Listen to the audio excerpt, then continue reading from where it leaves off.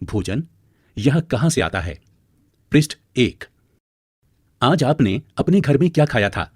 पता लगाइए कि आपके दोस्त ने आज क्या खाया था।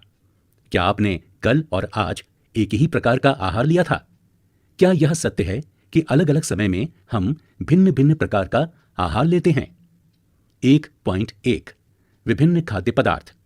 क्रियाकलाप 1।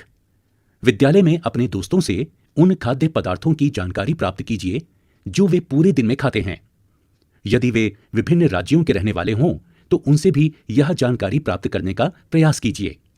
अपनी नोटबुक में सारणी 1.1 की तरह यथासंभव अधिक से अधिक दोस्तों द्वारा खाए जाने वाले विभिन्न खाद्य पदार्थों की जानकारी प्राप्त कर सूचीबद्ध कीजिए।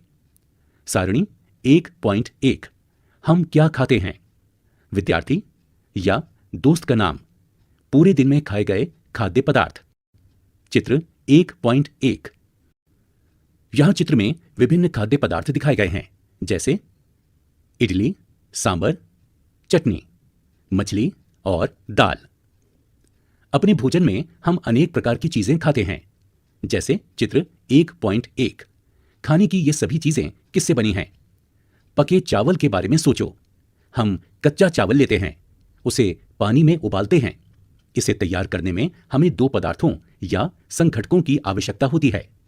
दूसरी ओर कुछ भोजन तैयार करने में हमें कई संघटकों की आवश्यकता होती है।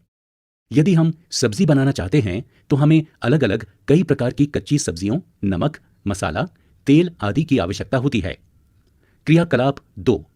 सारणी 1.1 में सूचीबद्ध कुछ खाद्य पदार्थों को छांटिए और अपने दोस्तों तथा घर पर चर्चा करके जानकारी प्राप्त कीजिए कि इनको बनाने के लिए कौन कौन सी सामग्री चाहिए। इनको सारणी 1.2 में सूचीबद्ध कीजिए।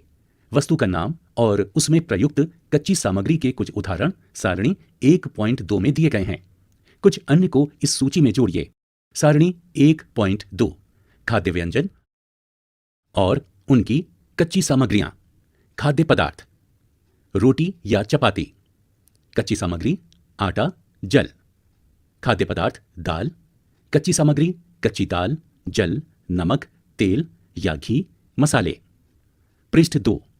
हमने क्या देखा? कक्षा में चर्चा कीजिए कि क्या हम विभिन्न व्यंजनों में कुछ संगठक समान रूप से